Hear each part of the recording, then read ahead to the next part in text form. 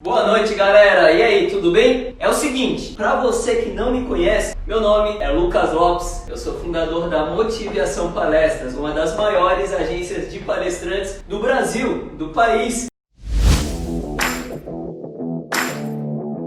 Uma palestra é simplesmente o ato de alguém estar tão interessado em você ao ponto de pagar para te ouvir. E quando você para de correr atrás das empresas e foca em gerar interesse, as empresas que correm atrás de você. Porque no mercado de palestras, o livro é julgado pela capa.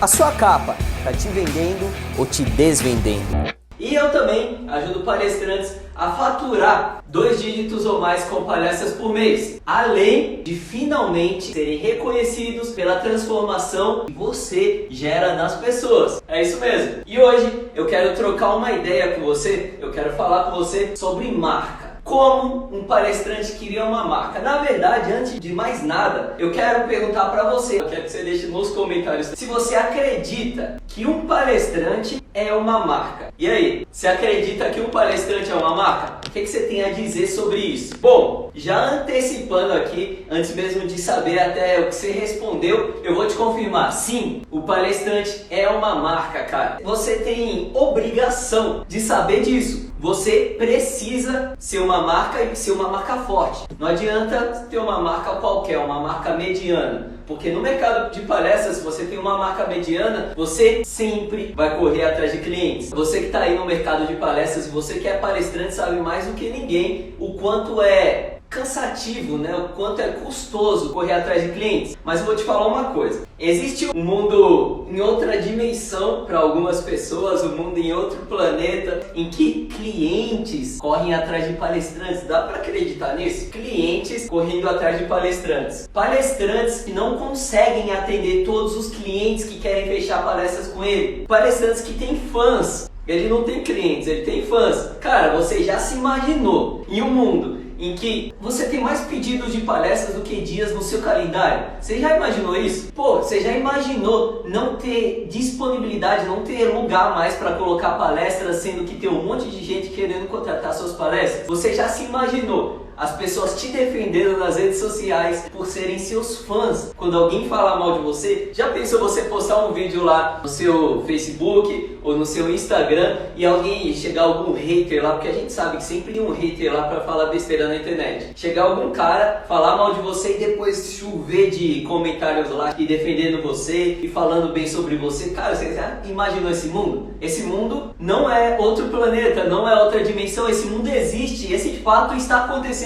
com muitos palestrantes hoje, mas isso acontece com palestrantes, olha aqui, tem uma marca forte. Não adianta você querer ter esses resultados sendo que você não tem uma marca forte. Eu vou te falar o porquê eu acredito firmemente que todo palestrante obrigatoriamente precisa ter uma marca forte. Porque o que acontece?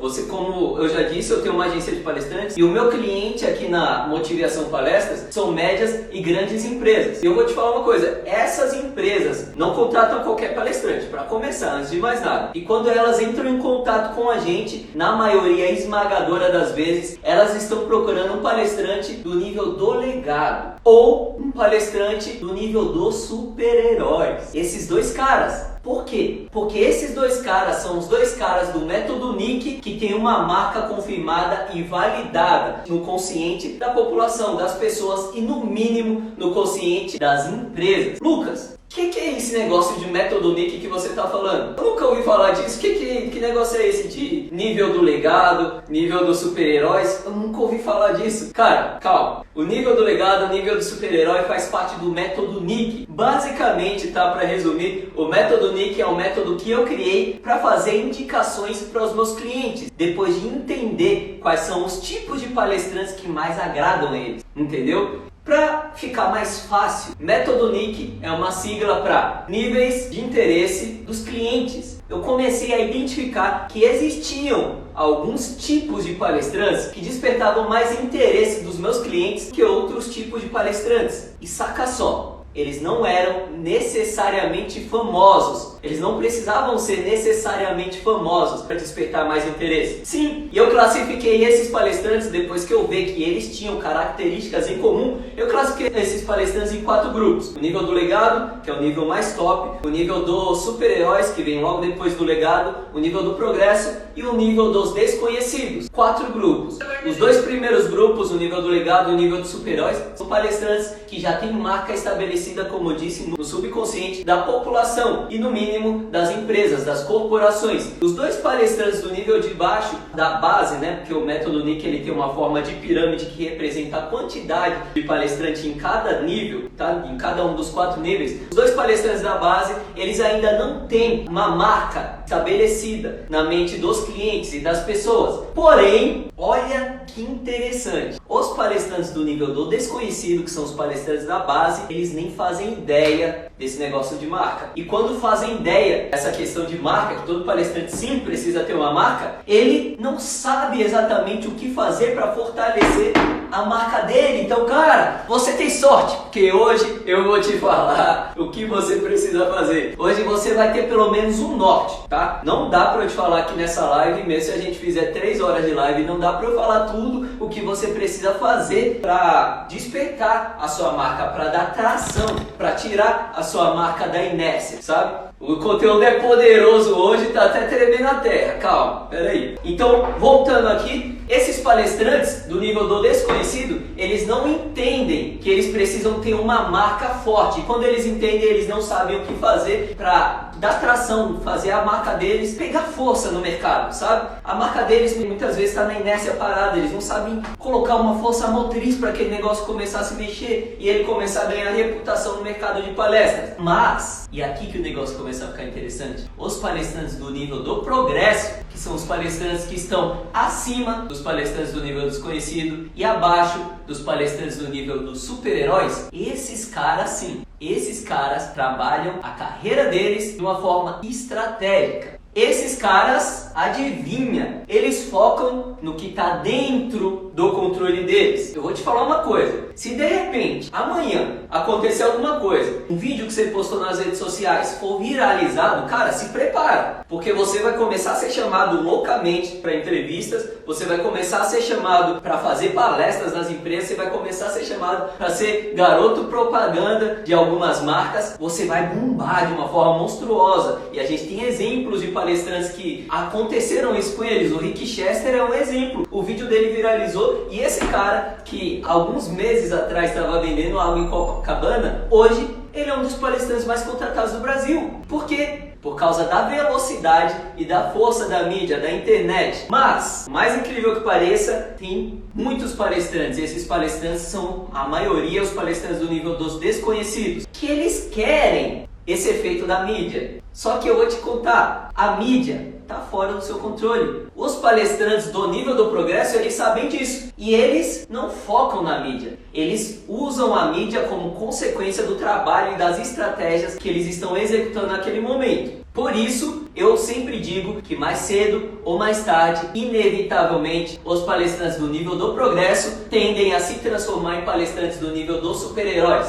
Palestrantes que têm clientes correndo atrás deles e não eles correrem atrás dos clientes. Isso vira coisa do passado. Por quê? Eles precisaram dar tração, eles precisaram colocar uma força motriz para tirar a carreira deles da inércia. Isso deu muito trabalho, isso levou algum tempo, isso demandou muita energia. Mas, a partir do momento que ele chega no nível do super-herói, ele é um palestrante que as empresas estão correndo atrás dele e ele não precisa. Você acha que o Cortella precisa ficar prospectando clientes? Não. Eu te digo, não precisa. É óbvia a resposta, mas não precisa. Por quê? Porque os clientes estão correndo atrás dele. Mas, há 30 anos atrás, o Cortella já era o palestrante incrível de hoje, mas ele ainda não era o palestrante com um reconhecimento de hoje. Há 30 anos atrás, as empresas não estavam correndo atrás dele, entendeu? Por quê? Porque ele ainda não tinha uma marca. O Cortella, o Mário Sérgio Cortella, é uma marca. Hoje é uma marca forte. Há 30 anos era uma marca fraca. Você Aí, talvez, se você for uma marca fraca, não necessariamente você é uma marca fraca. Você está uma marca fraca. Porque você pode, eventualmente, como Cortella, se transformar em uma marca forte. Desde que você trabalhe estrategicamente a sua comunicação. E depois de te falar o porquê existe sim a ideia de que palestrantes são marcas, por quê? Mostrar pra você com fatos, porque você precisa ter uma marca forte. Eu quero te mostrar algumas vantagens de você ser um palestrante e de você ter uma marca forte. Eu anotei aqui 4 vantagens, tá? A primeira vantagem é que marcas fortes, elas podem cobrar caro pelo preço delas. Exatamente. E por que eu estou falando de uma forma tão genérica? Porque qualquer marca forte pode cobrar, não necessariamente precisa ser um palestrante. A Apple, o celular da Apple é o mais caro que tem. O celular da Samsung é um dos mais caros que tem. Por quê? A força da marca. Eu falei para você do Cortella, tem o Bernardinho também. Esses caras, eles têm marcas fortes. Quando eu falo de Bernardinho para você, quais são os primeiros adjetivos que vem na sua cabeça? Liderança, trabalho em equipe, vitória. Olha a força da marca. Ele não precisa falar isso para mim. Eu acredito que eu nunca tenha visto o Bernardinho colocar um panfleto dele escrito liderança, trabalho em equipe e vitória. Que eu me lembro, eu nunca vi. Mas ele transmite isso, e eu vou falar aqui para você hoje como ele faz isso. Ele transmite isso e hoje, na cabeça, com certeza, tá? Eu afio para você na cabeça das empresas, a marca dele, ó, ele tá marcado, a marca dele é uma marca que transparece esses 3 adjetivos e por isso que ele pode cobrar 60 mil reais em média pelas palestras dele. Marcas fortes podem cobrar caro pelos seus produtos e você pode cobrar caro pelas suas palestras desde que você seja uma marca forte. As marcas fortes, elas são referências de mercado. Quando você se tornar uma marca forte, você vai ser referência. Quer ver? Quando eu falo filósofo, o que vem na sua cabeça? Pode ser o Cortella, pode ser o Karnal, pode ser o Clóvis. Por quê? 3 marcas fortes. Pondé, marca forte. Quando eu falo motivação pra você, você vê como o leque já se abre, porque tem muita gente dentro da motivação. Quando eu falo liderança, o leque se abre, tem muita gente dentro da liderança. Quando eu falo um cara bom de orquestra, quem você lembra? Maestro João Carlos Martins. E é um cara que, por ser excepcional no que ele faz, adivinha? As empresas convidam ele com constância para realizar palestras. As marcas fortes geralmente são referências nos mercados delas, referências, no nosso caso, nos temas das palestras.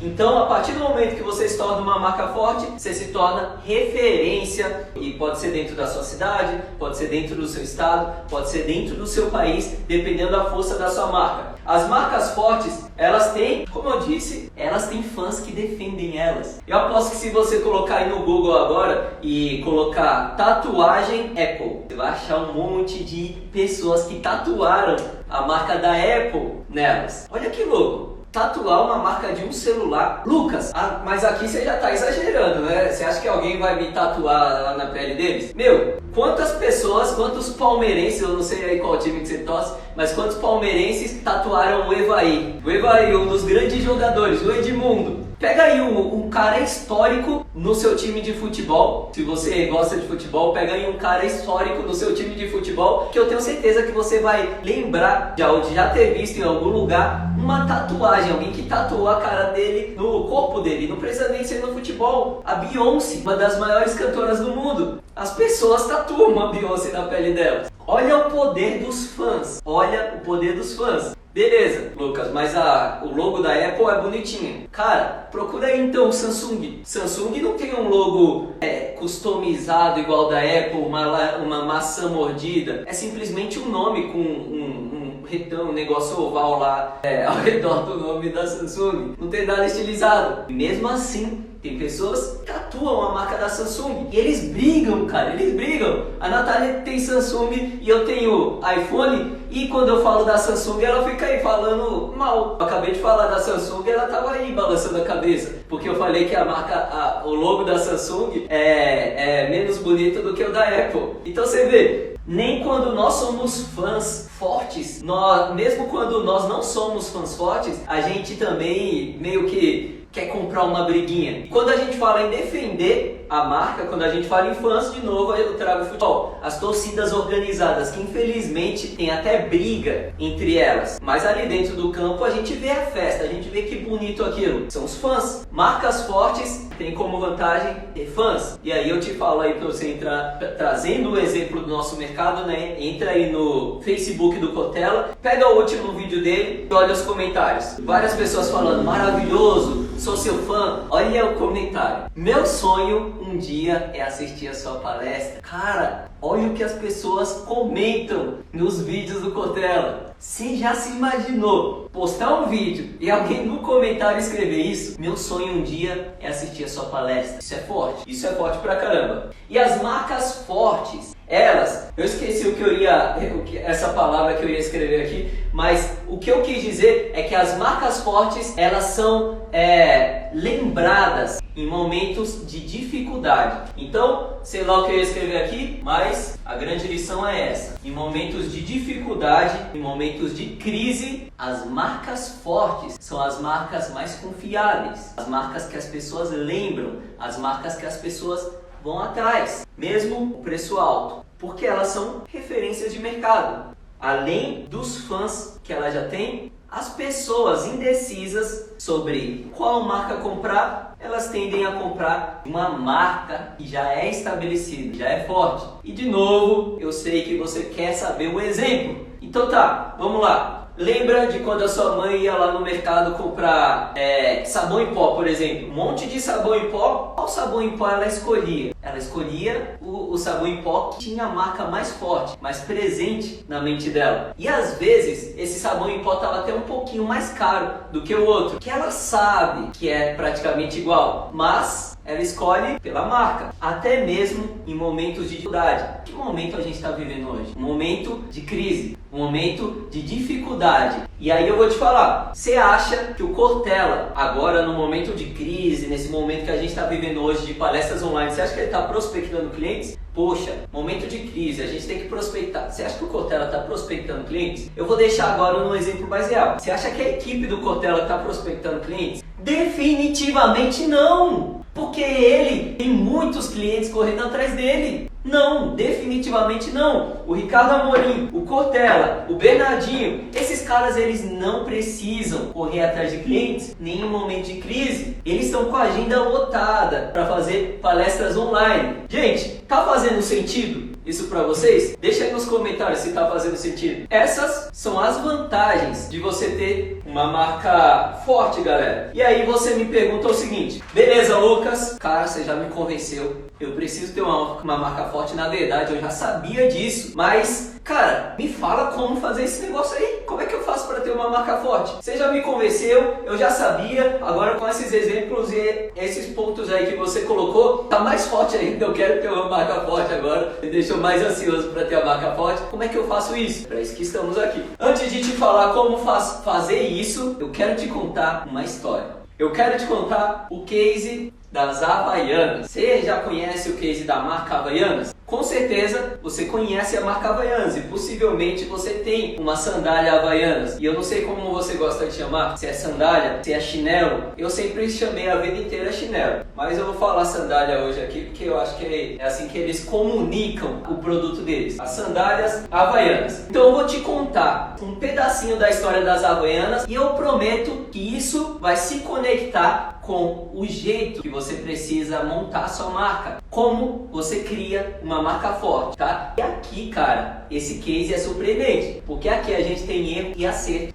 que acontecem com você, exatamente. Erros e acertos que acontecem com você, aqui no case das Havaianas. Então se liga, tá com papel e caneta aí, né? Eu espero que você esteja, porque senão você vai ter que assistir de novo a gravação para poder anotar, então não perde tempo. Já vai lá buscar correndo, enquanto eu conto o comecinho aqui da história. Então vamos lá, case das Havaianas. As Havaianas, ela foi fundada mais ou menos em 1962. E olha que legal, aquela sandália, ela foi inspirada em um chinelo, uma sandália japonesa. Uma sandália japonesa que, se eu não me engano, se chama Zari. Se tiver algum japonês ou alguém que conhece aí da cultura, deixa aí nos comentários se eu tiver errado, tá? Mas eu acredito que essa sandália japonesa se chama Zari. Era uma sandália feita com folha de arroz. algumas feitas com folhas de arroz e algumas feitas com talhas de madeira. Você já deve ter visto algum filme de samurai, algum filme japonês, em que eles estavam andando com uma sandalinha de madeira. É bastante comum nos filmes. Mas as Havaianas, ela foi inspirada numa sandália japonesa, que eu acredito que se chama Azari o nome, mas essa sandália, ela era feita de folha de arroz ou de talha de madeira. E as Havaianas, ela herdou esse mesmo formato. É por isso que ela tem esse formatinho aqui redondo com a correia, o mesmo formato dessas sandálias japonesas, tá? Então, olha que legal. A inspiração para a criação da marca era uma inspiração única.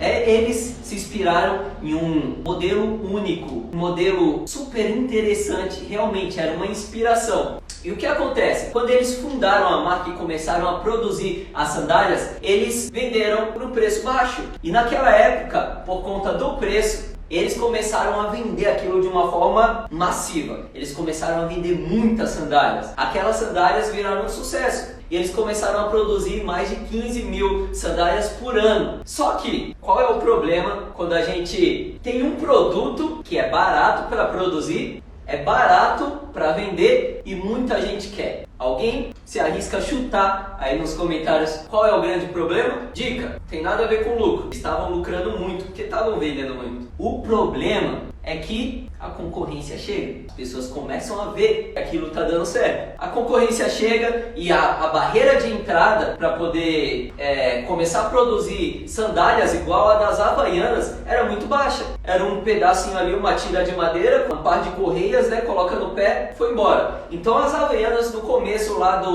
nos primeiros anos, ela começou a ser muito pirateada. O principal ponto de venda das Havaianas eram os comércios de bairro, né? Então eles começaram a ser muito pirateados. Então marcas pirateando e descrevendo o nome Havaianas lá, só que não era Havaianas, eram marcas piratas. E aí o que as Havaianas fez? Qual que foi a primeira tentativa das Havaianas para tentar se diferenciar? E aqui está o primeiro erro, tá? Se você acredita que você também está cometendo esse erro, já começa a ficar esperto aqui no case. Então, a primeira tentativa das Havaianas para tentar se diferenciar da concorrência, que entrou matando para vender sandálias, já que a barreira de entrada era muito baixa, né? O preço era acessível. A primeira tentativa para se diferenciar foi autoafirmação. O que eu quero dizer com autoafirmação? Mais ou menos em 1967, as Havaianas lançou um comercial com o Chico Anísio. Você deve se lembrar do Chico Anísio. E naquela época ele era um humorista muito popular. O que ele falou no comercial das Havaianas de 1967? Ele falou que as Havaianas, ela é mais resistente, ela não solta a correia, porque as outras, as piratas, elas tinham uma qualidade inferior, então ela não solta a correia, ela é mais resistente, ela dura mais.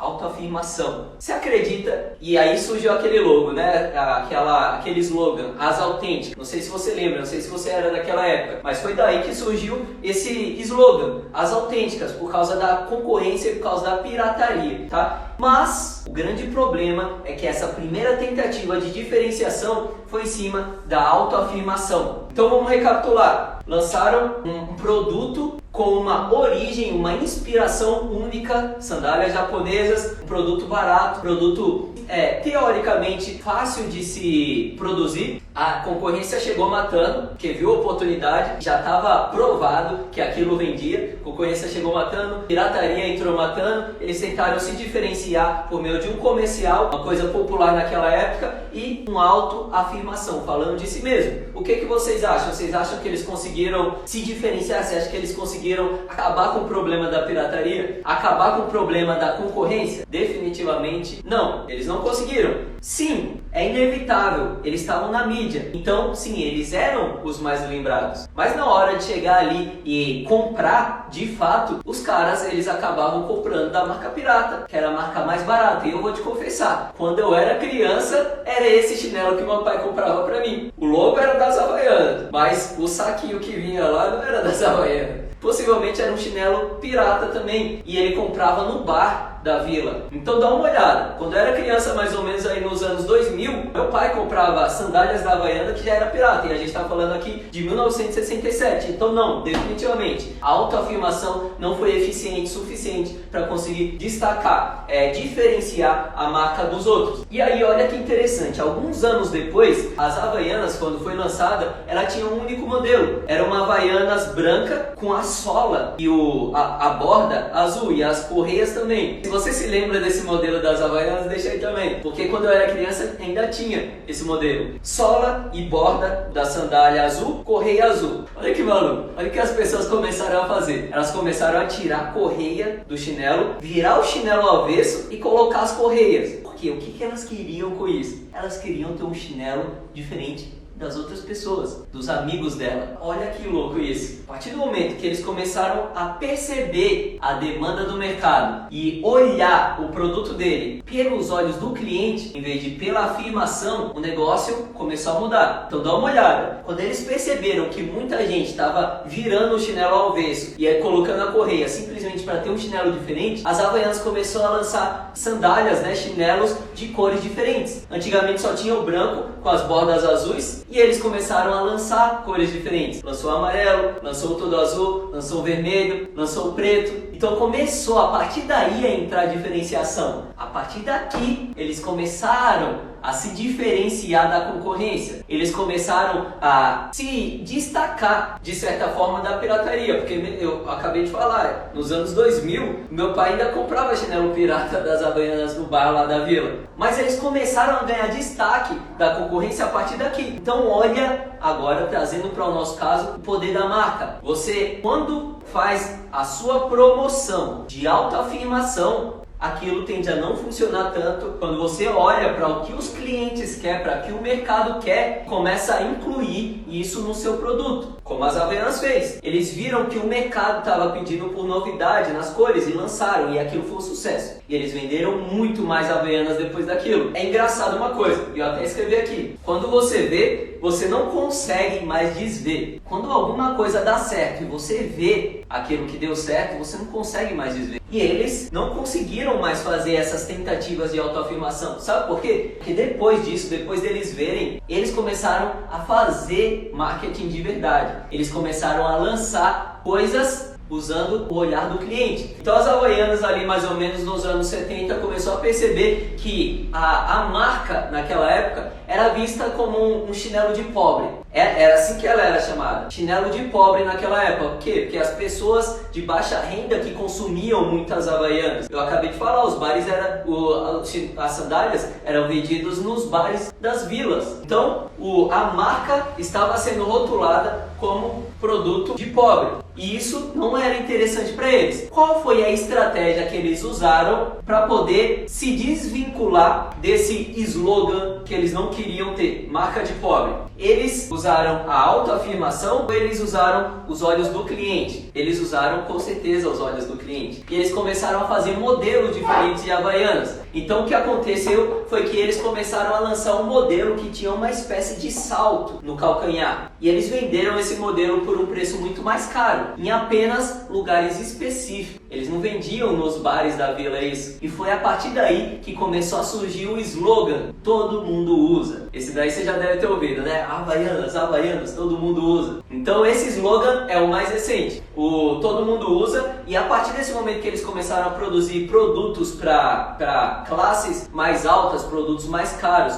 produtos diferentes daquele comum que vendia nas vilas, eles começaram a abrir o leque de público deles. E aí o que aconteceu? Eles começaram a fazer comerciais diferentes aqui do Chico Anísio, que falava das Havaianas. Eles começaram a fazer comerciais para fazer uma coisa que eu sempre falo para vocês aqui. O que? Palestras são consequências do quê? Se você assiste os meus vídeos, por favor, agora é um pedido. Se você assiste meus vídeos, Palestras são consequências do quê? Deixa aí nos comentários. Eu não vou falar agora. Mas eles começaram a fazer comerciais que começaram a despertar essa palavrinha que você vai deixar aí nos comentários. Como eles fizeram isso? Eu não sei se você lembra de um comercial que as Havaianas fez com o Raí, que era um dos maiores jogadores daquela época. E aí tinha uma cena em que ele tava lá no chuveiro da praia e uma moça tava lavando alguma coisa no chuveiro lá da praia. E ele chegava e pedia licença, eu posso lavar minhas Havaianas? E a mulher deixa, né? Ele chega, lava e tal. O Raí naquela época era um sex symbol. Então o Raí chegou e pediu pra lavar lá a sandália. E aí a menina ficou olhando pra ele e tal. O comercial era todo sobre isso. O protagonista não eram as Havaianas. O protagonista era o Raí. Mas olha que maluco. A partir do momento que eu, fã do Raí, vejo que o Raí usa Havaianas, eu também quero usar Havaianas. E eu quero usar por quê? Por causa disso que vocês escreveram, por causa do interesse. Cara, na verdade, no final das contas, não é porque o Raí tá usando, é porque aquele filho da mãe do marketing das Havaianas conseguiu gerar interesse em mim. E agora eu quero comprar esse raio desse chinelo aí, dessa sandália, sei lá o nome desse negócio, das Havaianas. Porque gerou interesse em mim agora, você tá entendendo? Mas como ele fez isso? Ele foi minuciosamente usando gatilhos na nossa cabeça. E nós tentamos ser super racionais, mas na verdade é o nosso subconsciente que faz as decisões. E depois a gente tenta racionalizar aquela decisão que já está tomada. A gente tenta dar justificativas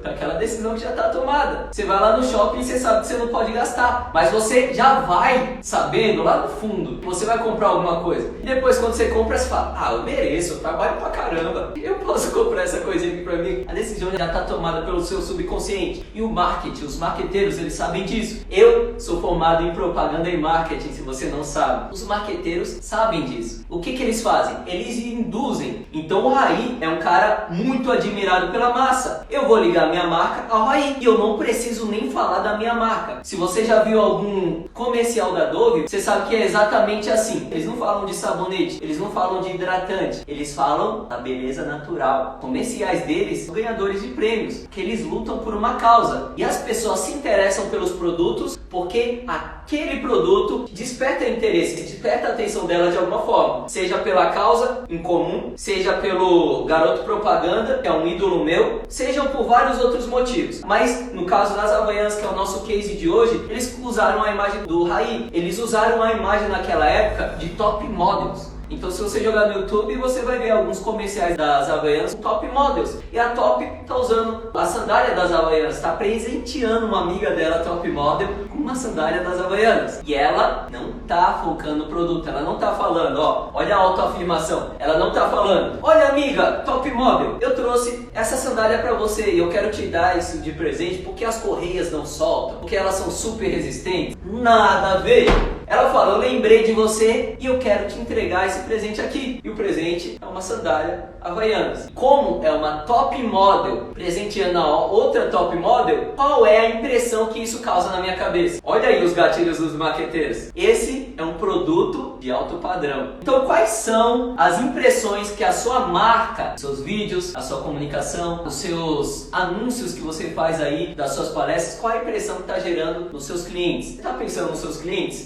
Olhar com os olhos do cliente, você está pensando nisso? Se você não estiver pensando nisso, você está cometendo um erro parecido com a das Havaianas, que é a autoafirmação. As Havaianas, depois disso, só para finalizar o case, ela começou a fazer campanhas no Oscar. Eu não me lembro qual ano foi, mas ali por volta dos anos 2000, se eu não me engano, eles presentearam os atores indicados ao Oscar com Havaianas. Então imagina, saiu uma reportagem falando que os atores indicados ao Oscar ganharam Havaianas. Cara, você vai começar a falar, esse negócio aí de Havaianas deve ser bom, porque até o Brad Pitt, Will Smith tá usando, então eu quero usar também, eu sou ídolo desses caras. Deu pra entender? As Havaianas parou de fazer autoafirmação porque elas buscaram entrar no Guinness Book. Olha que maluco. Eles quiseram entrar no Guinness Book, eles entraram no Guinness Book lá na Austrália. Eles fizeram uma fila gigantesca de pessoas com boias das Havaianas. E essas boias foram compradas ali no local, não foram dadas. Foram compradas para ajudar instituições de caridade. Mas foi a maior quantidade, acho que do Guinness Book, de pessoas com boias enfileiradas para poder pular no mar. Olha que maluco. A marca para de falar dela e se preocupa em entrar no Guinness Book. Parece totalmente contraintuitivo, mas é uma coisa que desperta a minha atenção. É uma coisa que desperta o meu interesse. E é isso que eu sempre falo para vocês. Palestras são consequências da quantidade de interesse que a gente gera nas pessoas. O Cortella, o Bernardinho gera muito interesse. É por isso que a marca deles é forte. É por isso que tem clientes correndo atrás deles e não eles correm atrás dos clientes. Eles sabem gerar interesse e eles não focam na mídia. Os palestrantes do nível do progresso, para ser mais direto, eles não focam na mídia porque isso está fora do controle deles. A gente não tem o dinheiro que a Havaianas tinha de chegar lá na Globo e fazer um comercial na Globo, nem de contratar o Chico Anísio, nem de fazer um comercial do lado do Raí. Não dá, a gente não tem isso daí. Ainda bem, porque hoje a gente tem uma coisa muito melhor que comercial. Adivinha? Eu vou falar disso daqui a pouco. Então eles começaram a intensificar o marketing deles em cima dos clientes certos e do interesse. Quando você vê, você não consegue mais desver. E olha que maluco, às vezes a diferenciação certa tá bem na sua cara. Os clientes começaram a virar o chinelo do avesso para pôr correia. Como é que a Havaianas não pensou nisso? Em simplesmente fazer produto de cor diferente. Às vezes a diferenciação da sua palestra é necessária, a diferenciação da sua marca, a diferenciação dos seus anúncios, em vez de ficar falando que é de motivação, de vendas, às vezes a diferença tá bem na sua cara, como estava aqui na cara das Havaianas. Por sorte, eles foram inteligentes de ter os olhos abertos para saber, porque tem muita marca que isso aqui às vezes acontece e esse cara, ele deixa passar batido. Se as Havaianas tivessem deixado passar batido, talvez hoje ela não seria o que ela é. Então eles focaram e intensificaram depois que eles não conseguiram mais desver. O segredo estava em olhar o marketing com os olhos do cliente e intensificar o interesse. Eles começaram a intensificar clientes e interesse. Aí você pergunta: Lucas, eu não sou Havaianas, esse negócio aí tá interessante, tá legal pra caramba, eu já anotei pra caramba aqui no meu caderno, mas eu não vou sair no comercial com o Raí, eu não vou sair com o top model lá, como é que eu faço no meu caso? Eu vou falar pra você como é que você faz, calma. Vamos lá então. Agora, pra finalizar essa nossa live, deixa aí se vocês estão gostando, se tá interessante, se tá fazendo sentido. Tá gostando da live? Maravilha. Então, como vocês fazem isso, galera? Como vocês criam uma marca forte para um palestrante? E agora eu tô trazendo a minha visão de agência de palestra, de pessoa que contrata palestrantes. Deixa eu recapitular aqui para mostrar uma coisa para vocês.